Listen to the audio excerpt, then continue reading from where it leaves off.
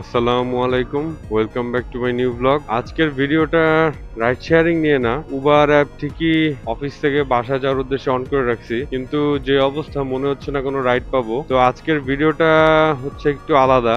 সেটা হচ্ছে যে এই 2026 সালে আইসা এই হিরো এক্সট্রিম 125R এই বাইকটা কেমন হবে, যাদের ব্যক্তিগত কাজের জন্য ব্যবহার করতে চান অথবা যারা রাইড শেয়ারের জন্য ব্যবহার করতে চান তাদের উদ্দেশ্যে এই ভিডিওটা। বাজার পর্যবেক্ষণ করেন তো দেখবেন যে বর্তমানে বাংলাদেশের প্রত্যেকটা বাইকের কোম্পানি এই 125 সিসি সেগমেন্টের যে বাইক সেটার উপরে ভালো জোর দিছে, ভালো মনোযোগ দিছে এবং ভালো পরিমাণ ইমপ্রুভমেন্ট নিয়ে আসছে। এর আগে আমরা বেসিক্যালি কি দেখতে পারতাম যে কোনো ভালো বাইক ফিচার আলা সেগুলা কিনতে গেলে অবশ্যই সেটা 150 সিসি হতে হবে, না হলে সেই 150 সিসির যে ফিচার সেগুলো 125 সিসিতে বিদ্যমান থাকবে না। কিন্তু গ্লোবাল মার্কেট চেঞ্জ হওয়ার কারণে এখন হিরো বলেন, হোন্ডা বলেন, ইয়ামাহা বলেন, সিএফ মোটো বলেন, আরো যত রেপুটেড বাইকের কোম্পানিগুলো আছে দেখবেন যে সবাই 125 সিসি বাইকের উপরে ভালো জোর দিছে। হ্যাঁ, কারণ কি? কারণ হইতেছে আগে তো আস্তে আস্তে তেলের দাম বাড়তেছে, মাইলেজ একটা ব্যাপার। তারপরে এই বাইকগুলা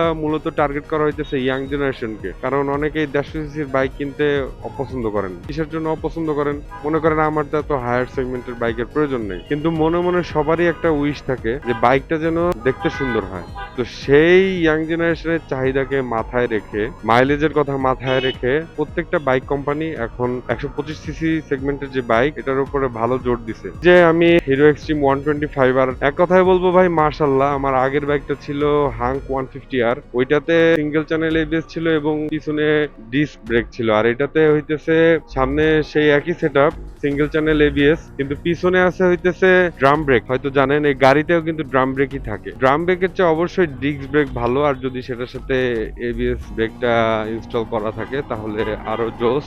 এই বাইকটা আসলে কিরকম কি মাইলেজ দেয়? এই বাইকটা যদি ঢাকা সিটির মধ্যে আপনি রাইড করেন, একদম ধরেন আপনি প্রচন্ড জ্যামে, গুলিস্তানের সদরঘাটে যে জ্যাম থাকে সেই জ্যামের মধ্যে দিয়ে আপনার প্রতিদিন বাইক চালানো হয়, তাও আপনি অ্যাটলিস্ট 40 থেকে 45 পাবেন। হ্যাঁ, আর যদি আপনি হাইওয়েতে যান 50 থেকে 55 আপনি ইজিলি মাইলেজ এটা থেকে পাবেন। এইটা আবার হইতেছে এফআই, ঠিক আছে? তো এফআই হওয়ার কারণে অপ্রয়োজনীয় তেল এটাতে ব্যবহার হয় না, এই কারণে আর কি এটা জোস। সিটিং পজিশন নিয়ে এবার কথা বলি। সিটিং পজিশন হইতেছে ভাই, মানে যেহেতু নেগেট বাইক, সিটিং পজিশন ওভারঅল অনেক ভালো বলবো না, আবার খারাপ বলবো না। কেন? কারণ বাইকটা যেহেতু স্টাইলিশ বাইক, সেই চিন্তা মাথায় রেখে এটার সিট পজিশনটা একটু উঁচা, বাট উঁচা হইলেও অত একটা উঁচা না যেরকম R15 এর যে এইরকম উঁচা থাকে ওই রকম না। আপনারা কমফোর্টেবল ফিল করবেন যদি এটার পিলিয়ন সিটে আপনার বসার এক্সপিরিয়েন্স থাকে, আপনার কাছে অত একটা খারাপ লাগবে না। তারপরে আসি এটার একটা যে কমন জাতীয় সমস্যা, এটা যখন শুরুর দিক দিয়ে বাংলাদেশ মার্কেটে লঞ্চ করছিল, এটা হইতেছে স্টার্ট একটু পর পর অফ হয়ে যায়। এইটা আসলে আমার কাছে পুরোপুরি সত্য না। হ্যাঁ, তাহলে কি আমার কাছে অফ হয় না? হ্যাঁ, অফ কখন হয়? যখন আমি গিয়ার বেশি দিয়ে রাখি, 8-10টা বাইকের মতো হঠাৎ করে ক্লাস আর পিক আপ একসাথে ব্যালেন্স না করতে পারলে ওই সময় হইতেছে স্টার্ট অফ হয়ে যায়। এইটা একটা মেজর ইস্যু। তো এইটার নাকি রিসেন্টলি সফটওয়্যার 5 একটা ভার্সন আপডেট আসছে, সেটা আমি এখন ইনস্টল করতে পারি নাই। তো আশা করতেছি যে পরবর্তী সার্ভিসিং আমি সেটা ইনস্টল করব ইনশাল্লাহ। বাই দ্য ওয়ে, আমার এই বাইকের এখন পর্যন্ত মাত্র 2টা ফ্রি সার্ভিসিং আমি নিছি। এখন আপনারা অবাক হইতে পারেন যে 5,681 কিলোমিটার চলছে একটা বাইক, আপনি কিভাবে মাত্র 2টা সার্ভিসিং নিলেন? দেখেন, এই বাইকটা আমি নেই হইতেছে গত বছর জুলাইয়ের দিক দিয়ে। আর তখন আমার অফিসে প্রজেক্ট চলতেছিল, তো প্রজেক্টে আমাদের 12 ঘন্টা করে ডিউটি থাকে, যাই মানে যেই কারণে আমি আর এটা নিয়ে তেমন একটা বেরোতে পারি না। এই অফিস টু বাসা এইরকমই মানে চালানো হয়েছে। ইন দ্য মিন টাইম আমাদের অফিসের প্রজেক্ট শেষে আমাদেরকে ট্রিপে নিয়ে যাওয়া হয় গাজীপুর। তো আমার ভাগ্যটা খারাপ ছিল, সেই ট্রিপে গিয়ে আমার পাটা ভেঙে যায়। হ্যাঁ, তো পা ভাঙার কারণে আমি প্রায় 4 মাস আর কি ছিলাম না অ্যাভেলেবেল। তো এই যে 4 মাসের যে গ্যাপ, এই কারণেই মূলত মানে বাইকটার সার্ভিসিং এ দেওয়া হয় নাই। ওই টাইমে ঘুরায় পেঁচায়া মাত্র 2টা বাইকের এটা সার্ভিসিং নিছি আমি, ফ্রি সার্ভিসিং। আরো 2টা আমি পাবো। তো 5,681 তো মানে আর 300 কিলোমিটার হইলে আমি দ্বিতীয় সার্ভিসিং এর জন্য এটাকে আমি গ্যারেজে পাঠাবো ইনশাল্লাহ। মেইনটেনেন্স কস্ট আসলে কিরকম? মেইনটেনেন্স কস্ট বলবো ভাই, অনেকের একটা ভুল ধারণা যে হিরো বাইকের মেইনটেনেন্স কস্ট বেশি হয়।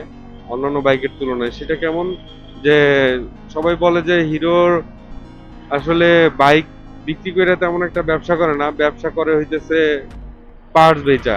কথাটা পুরোপুরি সত্য না। দেখেন, আমার যে হাঙ্ক 150 আর বাইক ছিল, হয় কি আমার যে হাঙ্কের অরিজিনাল ব্রেক শু ছিল, তো সেটার একটু দামটা বেশি থাকতো, কিন্তু আমি টিভিএস কোম্পানির যদি ব্রেক শু ইনস্টল করতাম তাহলে আমার খরচটা প্রায় অর্ধেক আসা যেত। টিভিএস ব্রেক শুর কথাই কিন্তু বলতেছি, হ্যাঁ। এইভাবে যদি আপনি একটু মাথা খাটায় আপনি ইউজ করতে পারেন তাহলে আশা করি আপনার মেইনটেনেন্স কস্ট কম লাগবে আর কি, হ্যাঁ। এটা আমি একটা প্র্যাকটিস খাটাইছিলাম, তো আমার আসলে কোনো সময় কোনো প্রকার সমস্যা হয় নাই। আমি আলহামদুলিল্লাহ ভালো সার্ভিস পাইছি আমার আগের বাইক থেকে। এই বর্তমানটা থেকেও আমার এখন পর্যন্ত কোনো কমপ্লেন নাই। আমি আসলে এটার লুকেই ক্রাশটা খাইছি, কারণ আগের হাং 150 আর বাইকটা আমার কাছে মানে তেমন একটা ভালো লাগতেছিল না, মানে লুকের দিক দিয়ে। ওইটা পারফরমেন্স অবশ্যই আলহামদুলিল্লাহ জোস, কিন্তু মানে আছে না আগে দর্শনদারি তারপরে গুণ বিচারি, তা আমার কাছে আর কি ওইটা লুকটা এটা মার্কেটে আসার পর তেমন একটা ভালো লাগতেছিল না। তো আমি এই কারণে মনে মনে সিদ্ধান্ত নিয়ে ফেলছিলাম আমি এই এক্সট্রিম 125 আর বাইকটা নিব। অবশেষে এটা নিয়ে ফেলি। এটা আমি কিস্তিতে কিনছিলাম। এটার প্রথমে দাম ছিল 1,71,000 টাকা। পরবর্তীতে আরেক দফা এটার দাম বৃদ্ধি করা হয় 1,74,000 টাকা। আমি ওই সময় এটা কিনছিলাম, আর যেহেতু আমি 6 মাসের কিস্তিতে কিনছিলাম 1.5% ইন্টারেস্ট অ্যাড করা লাগছিল, তো সব মিলে আমার এটার দাম পড়ছিল 1,84,000 টাকার মতো। আর রেজিস্ট্রেশন সবকিছু মিলে আমার খরচ গেছে 2,05,000 টাকার মতো। আমি 2 বছরের কাগজ করছি সব মিলায়া। আমার এক পরিচিত ভাই আছে, একটু বেশি লাগছে 2 বছরের রেজিস্ট্রেশন ফি, মানে তারপর আমার হ্যাসেল পোহাইতে হয় নাই। ভাই যেটা ডিমান্ড করছে আমি সেটা দিছি। আমার বিআরটির অফিসেও যাইতে হয় নাই, কিছুই করতে হয় নাই। আমি সুন্দর মতো আমার ডকুমেন্টস আমি ঘরে বসেই বাইরে থেকে সংগ্রহ করতে পারছি। তো এটা আমার পার্সোনাল রিলেশনের কারণে আমি পাইছি। তো আপনাদের যদি এরকম থাকে তো আপনারা সুযোগটা কাজে লাগাবেন, শুধু শুধু মানে কেন হ্যাসেল পোহাইতে যাবেন, হ্যাঁ। তো আমার কাছে মনে হয়েছে যে আমি টাকা দিয়ে আমি হ্যাসেলটা না পোহাই, এই আর কি। এই ছিল আমার ওভারঅল 2026 সালে হিরো এক্সট্রিম 125 আর এর যে বাইকের রিভিউ। ও আচ্ছা, এটার ব্রেকিং সিস্টেম নিয়ে একটু বলি। এটার ব্রেকিং সিস্টেম আলহামদুলিল্লাহ আপনি কনফিডেন্স এনাফ পাবেন ইনশাল্লাহ যে কোনো সিচুয়েশনে। 125 সিসি বাইক অনুসারে এটার ব্রেক যথেষ্ট ভালো। এটার চাকা হইতেছে রেয়ারে, মানে পেছনে হইতেছে আপনার 130 না সরি 120 সেগমেন্টের টায়ার, আর সামনে হইতেছে আপনার 100 সেগমেন্টের টায়ার, হ্যাঁ। খারাপ না কিন্তু এই পালসার বাইকের, মানে আগের যে পালসার বাইকের আপনার টায়ারের সাইজ, সেই সাইজটাই আপনি কাউন্ট করতে পারেন। এটা ভালো, খারাপ না। এটা আসলে কারা কিনবেন এটা মানে খুবই স্বাভাবিক। আমি যতগুলা হিরো এক্সট্রিম 125 আর রাইডারকে দেখছি তারা ম্যাক্সিমামই হচ্ছে আপনার ইয়াং জেনারেশনের, হ্যাঁ, ধরেন বা মধ্যবয়সী, এই ধরেন 35 থেকে 45 বা ইয়াংস্টার যারা আছে, এরা হচ্ছে এই বাইকটাকে খুবই পছন্দ করছে। আমার কাছে ওই বাইকটা ওভারঅল ভালোই লাগে। এটার গেট আপ সবকিছু মানে টপ টু নচ, হ্যাঁ, আমি আসলে কমপ্লেন করতে পারি না। এই যে যেমন ইমার্জেন্সি যে লাইট আছে, দুই পাশে 2 ইন্ডিকেটর জ্বলতেছে, তারপরে ধরেন এটার যে ডিজিটাল মিটার, ব্লুটুথ সিস্টেম আছে, আবার আপনার কাছে পাওয়ার ব্যাংক বিদ্যমান না থাকলেও আপনি এই বাইকের যে বিল্ড ইন ব্যাটারি আছে, এই যে এখানে একটা সকেট আছে এখানে, রাত্রেবেলা তাই রানিং বাইকে দেখাইলাম না, অন্য কোনো ভিডিওতে অবশ্যই দেখাবো ইনশাল্লাহ, সেখান থেকে আপনি এটাকে চার্জ করে নিতে পারবেন আপনার ফোনটাকে। এই হইতেছে আর কি এটার কনফিগারেশন। মাশাল্লাহ ভালো। এই টাকার মধ্যে আমি বলবো যে এক কথায় ভ্যালু ফর মানি, কারণ আমার কাছে এখন পর্যন্ত এইরকম কোনো কমপ্লেন করার মতো আমার কাছে মনে হয় নাই। অনেকের অনেক কমপ্লেন থাকে, আমার নিড অনুসারে আসলে ভাই এটা ঠিক আছে। 2026 সালে এসেও যদি আপনি চিন্তা করেন যে হিরো এক্সট্রিম 125 আর বাইকটা কিনবেন, আপনি চোখ বন্ধ করে কিনতে পারেন। যদি সেকেন্ড হ্যান্ড ভালো কন্ডিশন পান তাহলে আরো ভালো, আপনার আসলে টাকা বাঁচবে। একটা সেকেন্ড হ্যান্ড বাইকে আসলে যদি ভালো কন্ডিশন থাকে, ওই 5,000 10,000 চালানো একটা বাইকের কিছুই হয় না ভাই। এটা হ্যাঁ, একটা মাস্টার সার্ভিস দিয়ে নিলে এটা ঠিক হয়ে যায় যদি কোনো যান্ত্রিক ত্রুটি থাকে। তো কথা বলতে বলতে বিজয় সরণি মেট্রো রেল ক্রস করতেছি। আমি ক্যামেরা ব্যবহার করতেছি DJI Osmo Action 6। এটা হইতেছে একদম লেটেস্ট মডেলটা। এটা যেহেতু রাতের বেলা ফুটেজ, রাতের বেলার DJI অ্যাকশন ক্যামেরা 6 এর ফুটেজের রিভিউ টাইপ কোনো ভিডিও আমি এখন পর্যন্ত ইউটিউবে পাই নাই। হোপসো এটা লেটেস্ট ভিডিও হইতে পারে, একটা দুইটা আছে, বাট ওই রকম ডিটেইলস আমি পাই নাই। তো সেই কারণে বলবো যে আমি একদম অফিস থেকে বের হয়ে সেই আমেরিকান এম্বাসির সামনে থেকে ভিডিওটা স্টার্ট করছি। একদম র ফুটেজ রাখছি, যেন আপনারা বিচার করতে পারেন যে আসলে এটার নাইট ফুটেজটা কিরকম। আমার কাছে এক কথা অসাধারণ লাগছে, কারণ গোপ্রো আসলে এই লাইট কন্ডিশনে খুবই সাফার করে। ডিজেআই এই জায়গায় ভালো খেলা খেলে দিছে। ডিজেআই আসলে এটা যে রাতের ফুটেজ, মানে এই জায়গাটা কিন্তু ভালো অন্ধকার, আপনি দেখে এটা বুঝবেনই না যে এটা এত গভীর অন্ধকারের ফুটেজ। ওকে, মানে ভালো পরিমাণ ইমপ্রুভ করছে আর কি।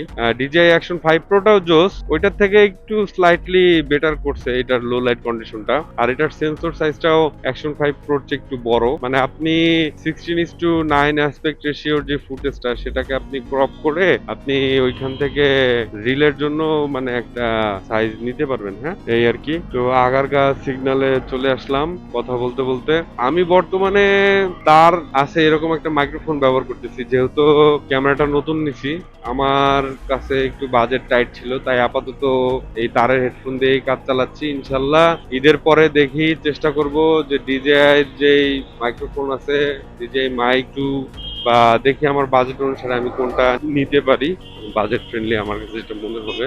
মানে সব মিলে এক কথায় বলতে পারেন যে মানে ডিজিআই প্রোডাক্ট গুলা রিসেন্টলি খুব ভালো করতেছে। যেরকম আপনি যদি ড্রোনের কথা চিন্তা করেন, ডিজিআই কিন্তু প্রুফ করে দিছে, হ্যাঁ, ডিজিআই কি কি করতে পারে। ড্রোন বলতে এখন ডিজিআই ডিজিআই ডিজিআই অনেক ব্র্যান্ডেরও আছে, কিন্তু যারা প্রফেশনালি ব্যবহার করে তারা কিন্তু ডিজিআই ড্রোনটাই ব্যবহার করে। মানে আমি যতগুলা ড্রোন ইউজারকে দেখি, হ্যাঁ, এই যে যেমন দা কমেডিয়ান বয়েজ, ঠিক আছে, এ কিন্তু আমার এক পরিচিত ছোট ভাই, এ কিন্তু নিজেও যে ড্রোন ব্যবহার করে এটা কিন্তু ডিজে ভাই, ঠিক আছে। এ তো অনেক বড় মাপের কন্টেন্ট ক্রিয়েটর, তো সে যদি এটাকে ভ্যালুলেস মানে ভ্যালুলেস ভাবতো তাহলে তো আর সে ডিজে ড্রোন কিনতো না, তাই না।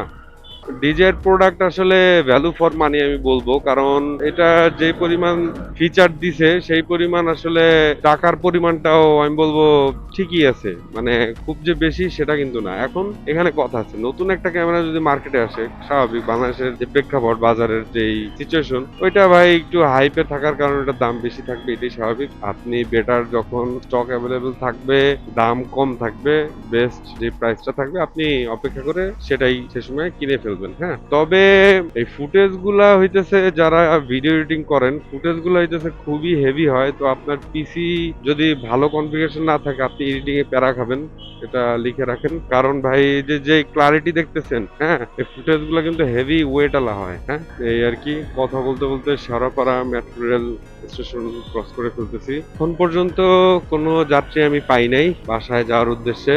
আজকে আমি অফিসে যাওয়ার সময়ও আমি কোনো রাইড পাই নাই। বাসা থেকে আবার অফিস থেকে যে বাসায় ফিরতেছি, এখনো কোনো রাইড আমি পাইলাম না। আসলে বৃষ্টি বাদলের দিন, তো বৃষ্টি বাদলের দিন এটা একটা কমন প্রবলেম। তো যাই হোক, আমার ভাগ্যে ছিল না তাই পাই নাই। রিজিকে থাকতে হয়, রিজিকে না থাকলে আপনি শত চেষ্টা করেও সেটা মিলাইতে পারবেন না। আবার যেটা আপনার রিজিকে থাকবে সেটা কেউই আবার আপনার থেকে ছিনাই নিতে পারবে না। হ্যাঁ, তো রিজিক আসলে ব্যাপারটা এরকম। সামনে হইতেছে কাজীপাড়া, যেহেতু এখন পর্যন্ত কোনো রাইড শেয়ার রিকোয়েস্ট আমি পাই নাই, আপনাদের সাথে আমি এখানে বিদায় নিয়ে নিতেছি। ভিডিওটা কেমন লাগলো আপনাদের কাছে, বা কোন ধরনের ভিডিও আপনারা বেশি পছন্দ করেন, সেটা কমেন্ট বক্সে লিখে জানান। আমি চেষ্টা করব আপনাদের জন্য সেই রকমের ভিডিও নিয়ে হাজির হওয়ার। তো সবাই ভালো থাকবেন, সুস্থ থাকবেন, দেখা হবে আপনাদের সাথে পরবর্তী কোনো ভিডিওতে। জি, আসসালামু আলাইকুম।